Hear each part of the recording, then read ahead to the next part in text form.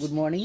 তো আবারও আপনাদের মাঝখানে বলতে চলে এলাম যে রাজ্য সরকার কালকে কোড অফ কন্ডাক্ট ইলেকশনের জারি হওয়ার ৪৫ মিনিট আগে রাজ্য সরকারের সরকারি কর্মচারী এবং পেনশনভোগীদের যে 25% বকেয়া দিয়ে নিয়ে সুপ্রিম কোর্ট রায় দিয়েছিলেন, তার ঘোষণা করে দিলেন যে মার্চ মাস থেকে এটা লাগু হয়ে যাবে, মানে চালু হয়ে যাবে।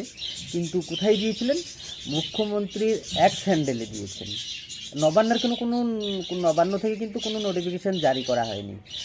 এইবার আমি অ্যাজ এ রাজ্যের কর্মচারী হিসেবে রাজ্য সরকারকে অতটুকু বিশ্বাস বা করতে পারি না, কারণ যতক্ষণ না আমার অ্যাকাউন্টে ওই টাকাটা ঢোকার পরে আমি ওখান থেকে কিছুটা উইথড্র করতে পারছি, ততক্ষণ পর্যন্ত আমি রাজ্য সরকারকে বিশ্বাস করতে পারছি না।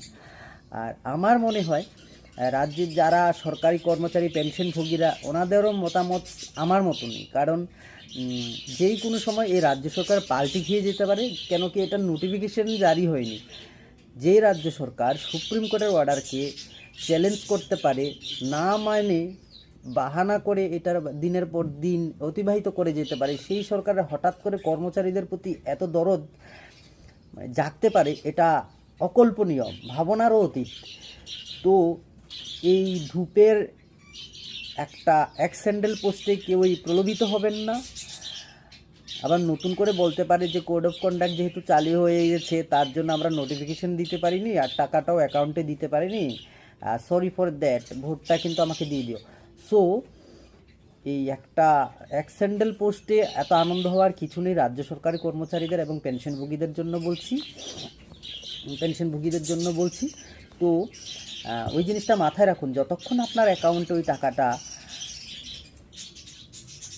মানে এসে অ্যাভেলেবেল না হচ্ছে, ততক্ষণ পর্যন্ত এই সরকারকে অন্তত বিশ্বাস করবেন না। যখন টাকাটা আপনার অ্যাকাউন্টে চলে আসবে, ব্যালেন্স চেক করে ওখান থেকে কিছুটা উইথড্র করতে পারবেন, তারপরেই বিশ্বাস করবেন যে হ্যাঁ, আপনার অ্যাকাউন্টে বকেয়া ডিএর 25% ক্রেডিট হয়ে গেছে। সুপ্রিম কোর্টের রায়টা এই সরকার মেনে নিয়েছে, কারণ এই সরকারের একটা মানে দীর্ঘ লাইন আছে সুপ্রিম কোর্টের অর্ডারকে না মানার, যেটা সরকারের এগেনস্টে গেছে। রাজ্য সরকার 6বার ডিএ আন্দোলনকারীদের কাছে কেসে হেরে যাওয়ার পরেও যদি না দেয়, হঠাৎ করেই এত দরদ, এত প্রেম জাগতে পারে কর্মচারীদের জন্য, এটা অকল্পনীয়, ভাবনার অতীত। সাবধানে থাকুন, ভালো থাকুন, সহজে বিশ্বাস করবেন না এই সরকারকে। সরকার ইলেকশন এসেছে বলে মুখ্যম চাল চেলে দিয়েছেন, এই চালে কেউ পা দেবেন না।